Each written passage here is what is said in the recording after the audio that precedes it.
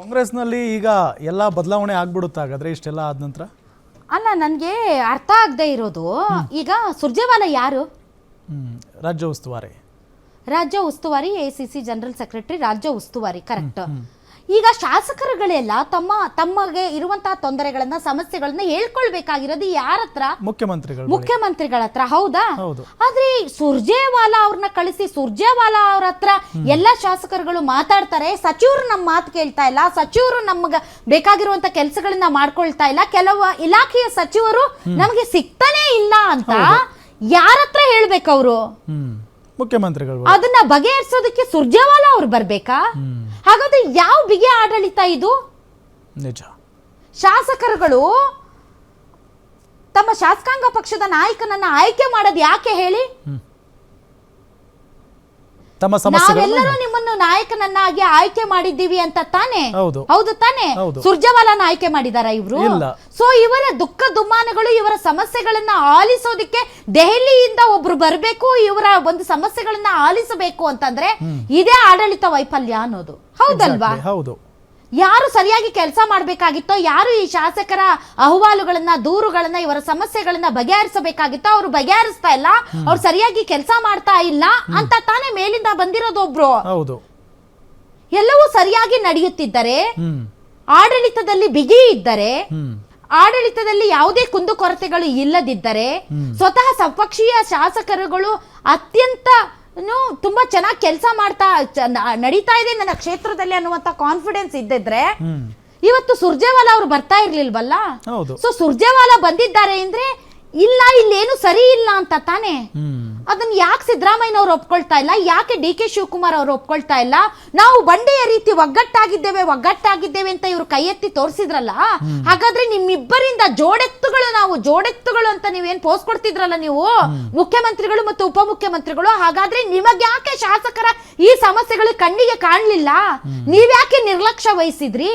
ನಿಮ್ಮ ಆಡಳಿತದಲ್ಲಿ ಬಿಗಿ ಇದೆ ಅನ್ನೋದಾದರೆ ಇವರೆಲ್ಲರೂ ಇವತ್ತು ಬಂದು ಅವ್ರ ಹತ್ರ ಯಾಕೆ ಅಳ್ತಾ ಇದ್ರು? ಹೌದಲ್ವಾ?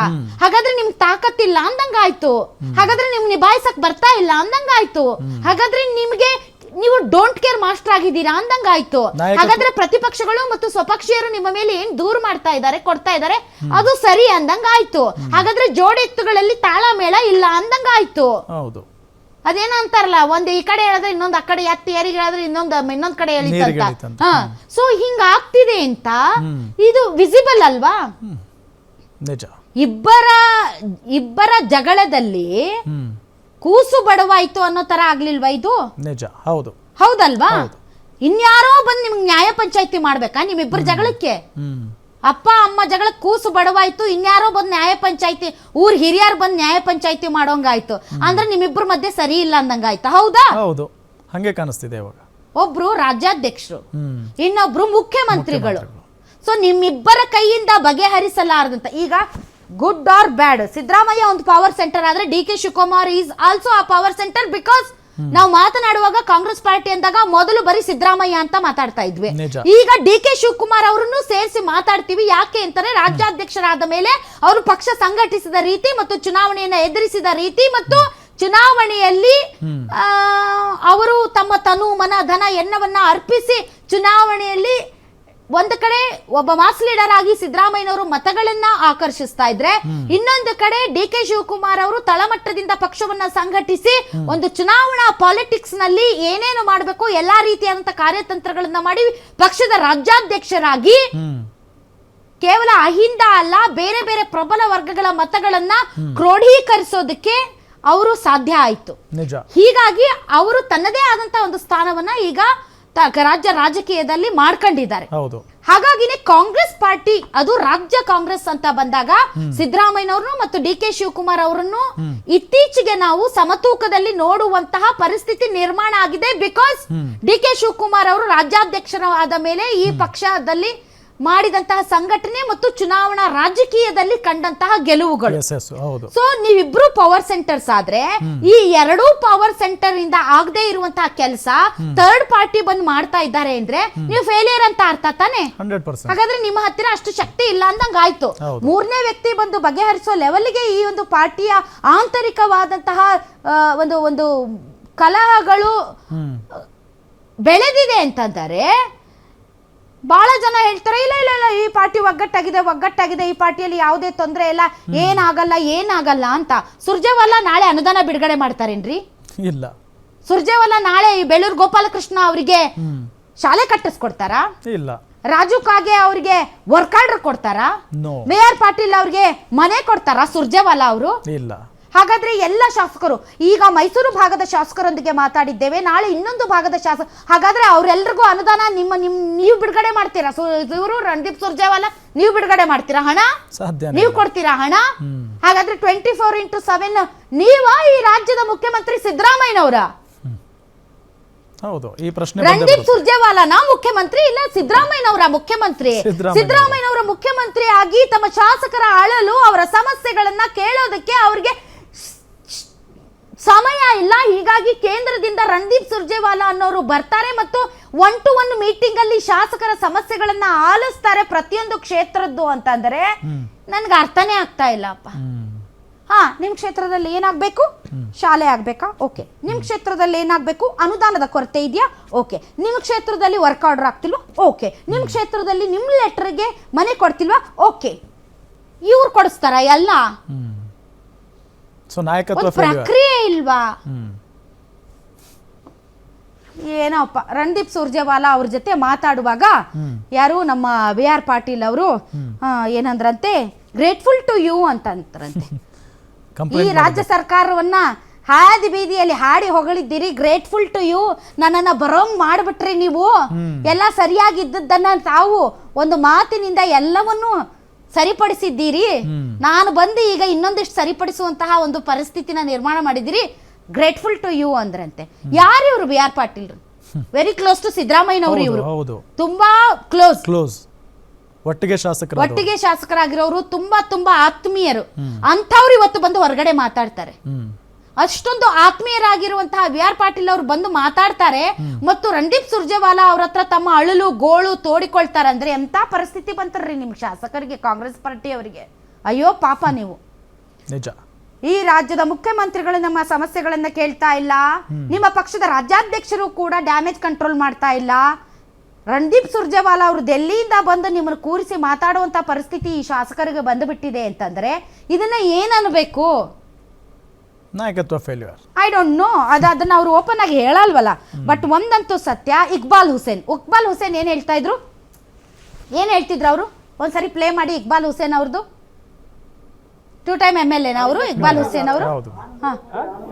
ಎಲ್ಲ ಶಾಸಕರಿಗೆ ಯಾವ ರೀತಿ ಅವಕಾಶ ಮಾಡಿಕೊಟ್ಟಿದ್ದಾರೋ ಅದೇ ರೀತಿ ನನಗೂ ಅವಕಾಶ ಮಾಡಿಕೊಟ್ಟಿದ್ದಾರೆ. ನನ್ನೆಲ್ಲರೂ ಅಭಿಪ್ರಾಯಗಳನ್ನ ತಿಳಿಸ್ತೀನಿ, ಆಮೇಲೆ ನಿಮ್ಗೆಲ್ಲ ಮಾತಾಡ್ತೀನಿ,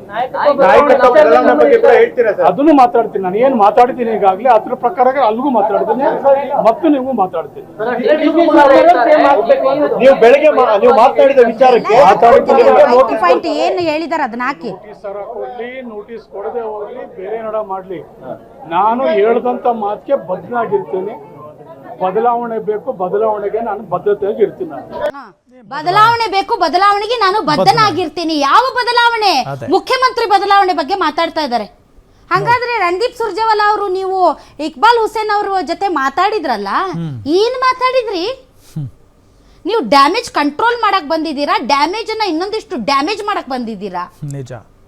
ಇಕ್ಬಾಲ್ ಹುಸೇನ್ ಅವ್ರು ಇಷ್ಟೆಲ್ಲ ಆದ್ರೂ ಕೂಡ ನಾನು ಬದ್ಧವಾಗಿರ್ತೀನಿ, ನಂಗೆ ನೋಟಿಸ್ ಬಂದ್ರು ಪರವಾಗಿಲ್ಲ, ಹಿಡಿಬೇಕು ಬಕೆಟ್, ಇಷ್ಟು ದೊಡ್ಡ ಬಕೆಟ್ ಹಿಡಿಬಾರ್ದು. ನಿಜ. ಪಕ್ಷದಲ್ಲಿ ಈ ರೀತಿಯಾದಂತ ಹೇಳಿಕೆಗಳಿಂದ ಪಕ್ಷಕ್ಕೆ ಡ್ಯಾಮೇಜ್ ಆಗ್ತಾ ಇದೆ, ನಾನ್ ಮಾತ್ರ ಸುಮ್ಮನೆ ಇರಲ್ಲ, ನಿಮ್ಗೆ ನೋಟಿಸ್ ಕೊಡ್ತೀನಿ ಅಂತ DK ಶಿವಕುಮಾರ್ ಅವರು ಹೇಳಿದ್ರು ಕೂಡ ನಾನು ನನ್ನ ಹೇಳಿಕೆಗೆ ಬದ್ಧನಾಗಿರ್ತೀನಿ, ಬದಲಾವಣೆ ಬೇಕು ಅಂತ ಹೇಳೋದು DK ಶಿವಕುಮಾರ್ ಅವ್ರಿಗೆ ಪಾಸಿಟಿವ್ ನೆಗೆಟಿವ್, ಹೊಗಳಿಕೆನೋ ತೆಗಳಿಕೆನೋ, ಅವರನ್ನ ಇಕ್ಕಟ್ಟಿಗೆ ಸಿಲುಕಿಸುವುದೋ ಅಥವಾ ಅವರ ಪರವಾದಂತಹ ತನ್ನ ಒಂದು ಏನ್ ಹೇಳ್ತಾರೆ ನಿಲುವಲ್ಲ, ಅವರ ಪರವಾಗಿನ ಇವರ ಬದ್ಧತೆಯ ಪ್ರದರ್ಶನವು. ಅವ್ರು ಓಪನ್ ಆಗಿ ಮಾತಾಡಬೇಡಿ ಅಂದ ತಕ್ಷಣ ಮಾತಾಡಬಾರ್ದು. ಹೌದು. ಆದ್ರೂ ಇವರು ಓಪನ್ ಆಗಿ ಇಲ್ಲ, ನಾನು ಬದಲಾವಣೆಗೆ, ನಾನು ಹೇಳಿದ ಹೇಳಿಕೆಗೆ ಬದ್ಧನಾಗಿರ್ತೀನಿ ಅಂತ ಹೇಳೋದಿದೆಯಲ್ಲ, ಏನಿದ್ರ ಅರ್ಥ? ಸ್ವತಃ DK ಶಿವಕುಮಾರ್ ನಿಮ್ಗೆ ನೋಟಿಸ್ ಕೊಡ್ತೀನಿ, ನಥಿಂಗ್ ಡೂಯಿಂಗ್, ಮಾತಾಡಂಗಿಲ್ಲ ಅಂತ ಹೇಳಿದ ಮೇಲೂ ಇವ್ರು ಪದೇ ಪದೇ ಹಿಂಗ್ ಮಾತಾಡ್ತಾರೆ ಅಂತಂದ್ರೆ ಇನ್ಯಾವ ಡ್ಯಾಮೇಜ್ ಕಂಟ್ರೋಲ್ ಮಾಡ್ತಿದ್ದಾರೆ ಇವರು ಅಂತ ನನ್ಗೆ ಅರ್ಥ ಆಗ್ತಾ ಇಲ್ಲ. ಬಸವರಾಜ ರಾಯರೆಡ್ಡಿ ಅವರು ಹೇಳ್ತಾರೆ ಇವರೇ ಮುಖ್ಯಮಂತ್ರಿಯಾಗಿ 5 ವರ್ಷಗಳ ಕಾಲ ಮುಂದುವರಿಯುತ್ತಾರೆ, ಇವರೇ 2.5 ವರ್ಷಗಳ ಕಾಲ ಮುಂದುವರಿಯುತ್ತಾರೆ. ನಿಮಗೆ ಯಾರಾದ್ರೂ ಹೇಳಿದ್ರ?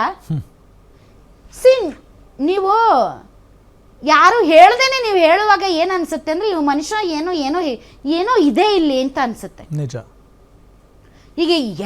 ಈಗ ನಾಯಕತ್ವದ ಬದಲಾವಣೆ ಇಲ್ಲ ಅಂದ್ರೆ ಅದ್ರ ಬಗ್ಗೆ ಮಾತಾಡ್ಕೂಡುದು, ಮುಗೀತು. ನಿಜ, ಹೌದು. ಆ ಕಡೆನೂ ಮಾತಾಡಂಗಿಲ್ಲ, ಈ ಕಡೆನೂ ಮಾತಾಡಂಗಿಲ್ಲ. ಹೌದಾ?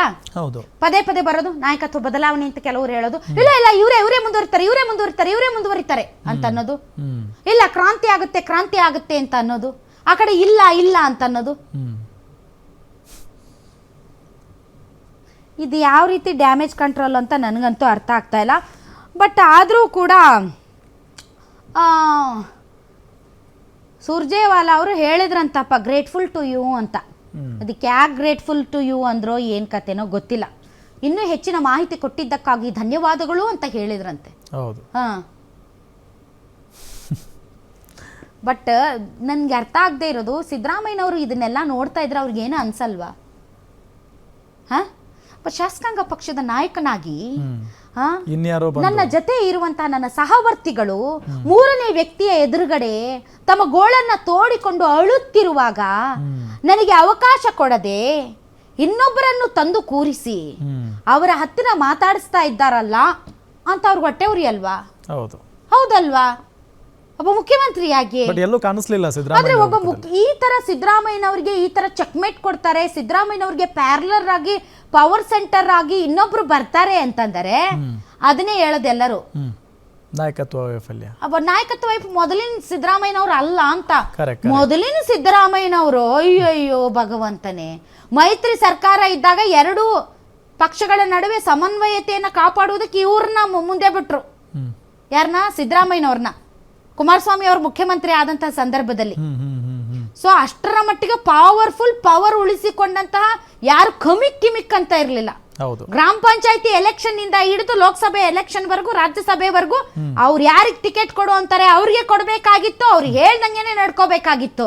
ಆದ್ರೆ ಇವತ್ತು ಸಿದ್ದರಾಮಯ್ಯನವರು ಮುಖ್ಯಮಂತ್ರಿ ಆಗಿದ್ರು ಕೂಡ ಅವರ ಶಾಸಕರುಗಳು ಮುಖ್ಯಮಂತ್ರಿ ಬಳಿ ಅಲ್ಲದೆ ಯಾರೋ ಇನ್ನೊಬ್ಬರು ಈ ರಾಜ್ಯಕ್ಕೆ ಸಂಬಂಧ ಪಡೆದೇ ಇರೋರ ಹತ್ತಿರ ಹೋಗಿ ತಮ್ಮ ಅಳಲನ್ನ ತೋಡ್ಕೊಳ್ತಾ ಇರೋದು. ಇದರ ಅರ್ಥ ಏನು ಸಿದ್ದರಾಮಯ್ಯನವರೇ?